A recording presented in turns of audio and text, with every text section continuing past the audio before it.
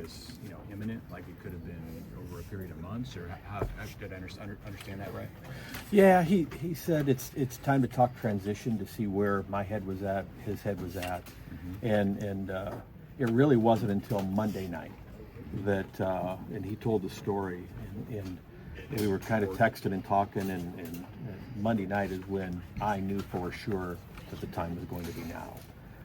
And so, things really went quickly for the next 36 hours. When did you meet Devaney? I talked to her over the weekend. Okay. Ahead of that, to have my ducks in a line, because this was John's call, and if he wanted it to happen a year from now, 2 years from now, we had just given him a 5-year contract a year ago. But he's obviously put himself in the position that when he decided the time was right, the time was going to be right. But you have to be prepared, dependent upon when he decides that time is right. So it matched up with her visiting to watch her players in Omaha on Friday. Total coincidence that she was here. I called Josh at Louisville and said, "Hey, my coach is talking that this may or may not be the time. I need to reach out to Devaney and at least have a conversation." As he said today, I hadn't met her. I'd observed her, knew of her obviously, but hadn't met her. And so I was able to catch her while she was in town that weekend, and Kristen Brown and I sat down with her for about 3 hours and sat down with her and John both for about an hour and a half, just to kind of talk between the two of them. And it was a great conversation. When she left, and I kind of looked at Kristen and just raised my eyebrows and said, she's everything I hoped and thought she'd be, and then some. She gonna have some. She can be able to work through. I know she's expecting. So how does that match up with their timeline? Well, you know what, she's been through it before. She has a 2.5-year-old, so I mean that is a part of it. The thing I think you asked what impressed me about her. It was that she bet on herself. For an alum, sometimes you come in, you can be an assistant coach and say, I'm just going to bide my time sitting here on the bench, and then I'll transition into the job. But what she did was bet on herself. Went out and took a head coaching job that had great potential, but hadn't necessarily achieved at that highest of levels, and then had the success. And somebody who's willing to bet on themselves, proven themselves, and then puts themselves in a position to come back with not just the experiences from Nebraska, but the experiences from everywhere else. Was that, when you talked with her, was it more selling her in Nebraska or her selling herself on you? I just wanted to get to know her. Yeah. I work for her. My job is to get things out of the way for her to succeed. So I needed to know what that was. I needed to know that I could work with her, and I needed to show her that she could work with me. That I was, and Kristen, we're going to support her. And it's not easy what lies ahead for her, following John, just like John following Terry, just like Coach Osborne following Coach Devaney. Those aren't easy things. And so just trying to get out ahead of it and make sure she knew we had her back in whatever was going to happen, and that as of last night at 5:30, the keys were hers. And Coach Cook and I talked about that with her, that there's going to be times when transitions like this, and John's going to be immensely helpful, but there will be times when Devaney will want to do things that John maybe didn't want to do. And he's going to be there to support those, and he understands that. What do you envision John's role in that transition being, and also maybe beyond with the athletic department? So during the transition, and he said it perfectly today, it's as Devaney needs him. With his grandbaby coming due, I'm sure he's going to be gone for a while and get out to Wyoming. But I have asked John to stay on. We're working through a contract with him to be the terminology is probably special assistant to the athletic director for a lot of reasons. One, just his leadership and his ability to teach leadership. We need that. We need that for our student athletes and not just the volleyball team. And I have some projects on the board. College athletics is dramatically changing. His experience in what college athletics and how the evolution has taken place. But then moving forward, in a lot of ways, he is the philosophical leader of the state.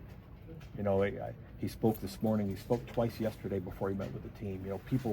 People trust his voice, and he can help me, and he can help the department a lot in guiding us forward. And how do we make sure as we evolve, it's consistent with really the culture of the state of Nebraska. Hey, Troy, how big is your waiting list for season tickets right now for volleyball? I don't know the number. I do know we have found a way to get about 1,500 more seats, and it won't happen this year, but we're going to move some walls around.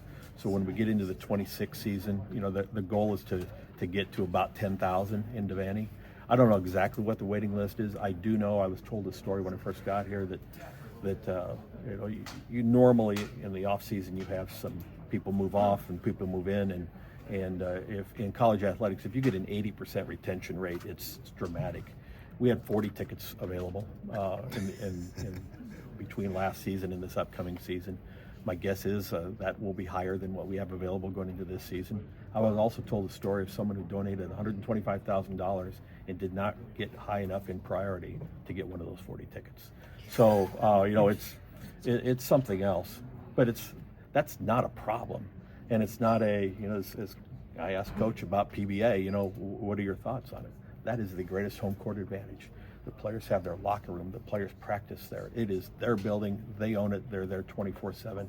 It is the largest dedicated volleyball arena in the country, and it's a great advantage for us. So continue to enhance it, grow it.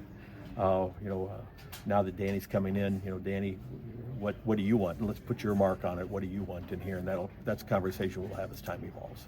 Troy, John talked a little bit about the juggling plates analogy. Just kind of take us through your mindset and going through all. I just wanted things to go well for him.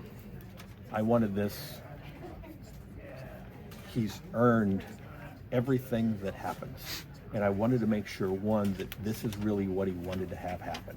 That he just wasn't on an emotional, it's time. Is this really? And then how do we make sure this works best for you? At the same time, the Danny piece is, how does Danny get off to the greatest possible start? And understanding for everybody that it is Danny's program. It is, John has handed it off to her, and so there's kind of two separate paths. And so there's a reason for timing, right? There's a reason we're having the press conference today. There's a reason Danny is in a week. There's a little bit of separation. Let's let John let's celebrate his moment, celebrate his accomplishments, and celebrate what he's meant to all of us in the sport. And Danny's here to meet the team. She has a previously scheduled family vacation, of which I told her enjoy it. Put your phone down. I don't think she can, but put your phone down. And Big Ten meetings are Tuesday. Big Ten volleyball coaches meetings are Tuesday. Danny will be there representing us, and along with Kristen Brown, and she'll be here either Tuesday night or Wednesday, and off we go with her, and we'll start her career here. How would you describe her personality? She is intense, and I love it. I didn't know what to expect. I watch matches, and you don't learn anything by watching. And I was hoping I was going to get a chance in Louisville to maybe just coincidentally, bump shoulders with her, and we didn't get that. But I know, I told the story on the radio last night. Bobby Peterson was our coach, and she was a classmate of mine at Northern Iowa. She was our coach at Northern Iowa, and Bobby's daughter plays for her. And Bobby earlier in the year had just remarked about how much her daughter enjoyed Danny, because I knew when I got it at some point in time this was going to happen, and I knew Danny's history. I was maybe doing my diligence, a little bit just along the way in case. When I say she was intense, I want to win. We all want to win, and I asked her just certain things about what she needed from me, and I asked her, how does she view this? How does she view that? And she had this very worldly experienced outlook and view. And as we go in, she's 39 years old. She's won it in basically every capacity at every level. She won it. All she is a winner. I mean, from high school, right? She won in high school and everything she did. And so, that just came across in with her. She's a winner. She's focused. We talked about her family, and I asked her a lot about. I wanted to learn about her parents. I wanted to learn about her husband. I wanted to learn about his experience as a football player. So a lot of it was that.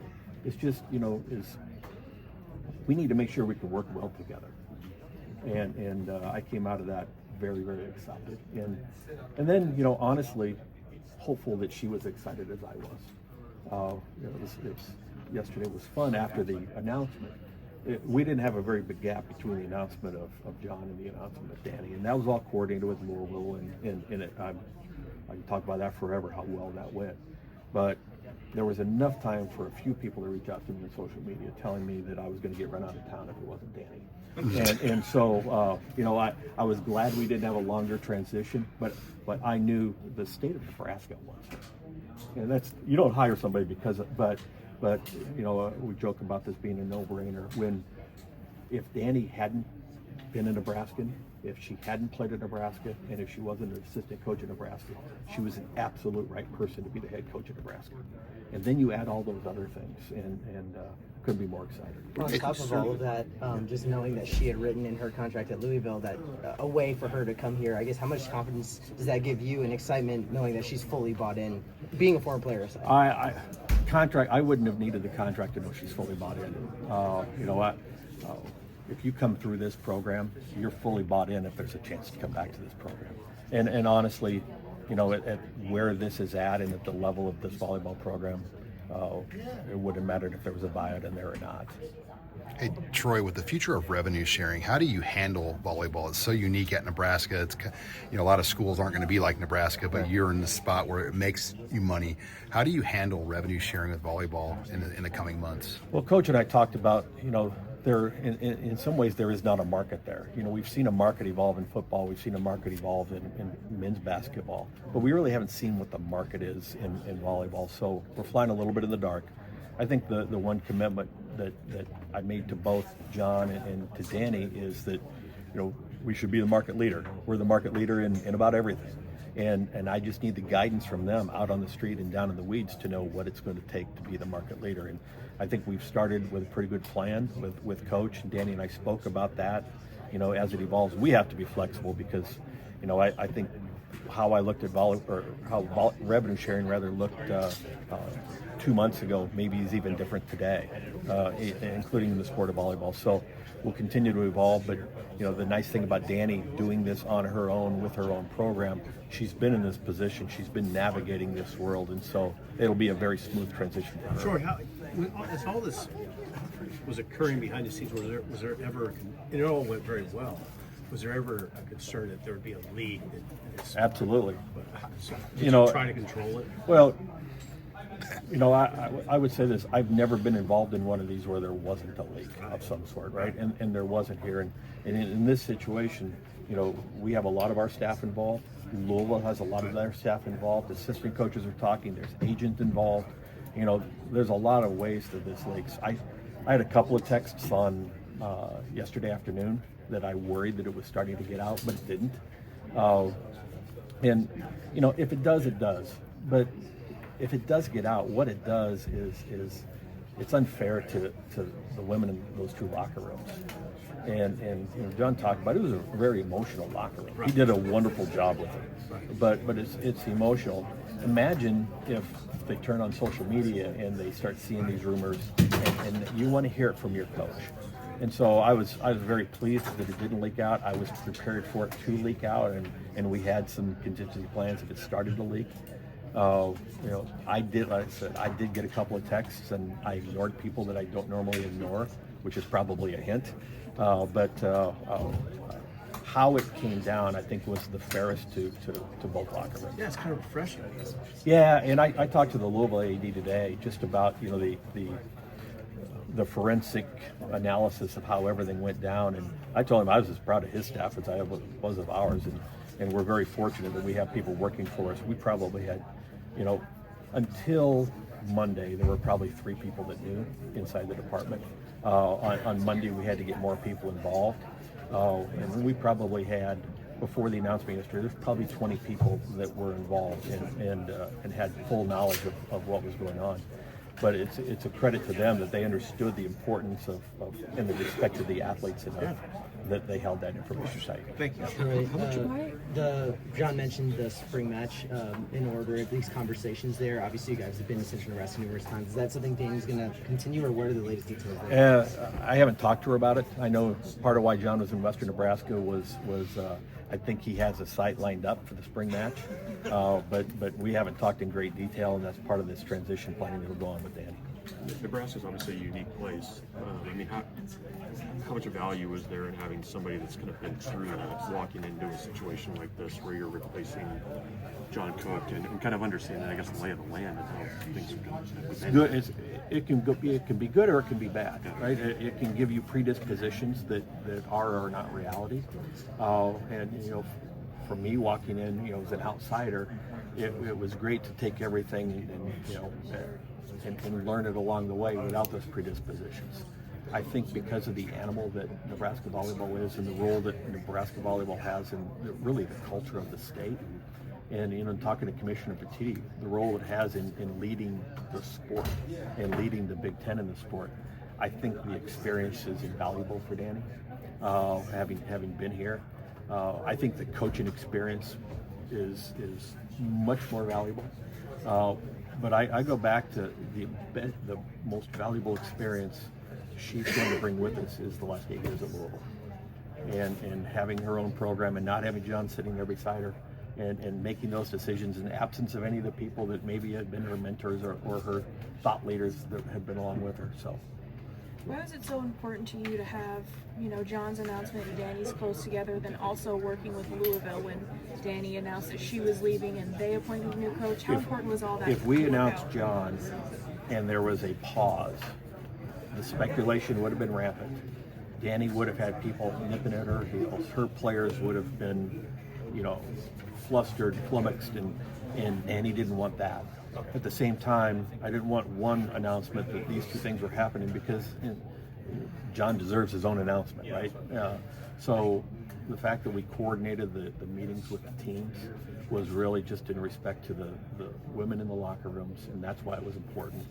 And I also knew we weren't going to, this thing couldn't sit idly by without everybody leading to one conclusion to another. And not that I worry about everybody's speculation, but we knew what we were doing. We had the contract signed. There was really no reason to sit back and wait. The last thing I would say about it, and maybe this is the most important thing, the week doesn't happen the way it happened without John being who he is and putting the program in front of a need for attention for himself. And if he needed attention for himself, he would have said, we don't want to do Danny till next week. But this was the best thing for the program, and this was also his focus from day one. All good? Thanks, Troy.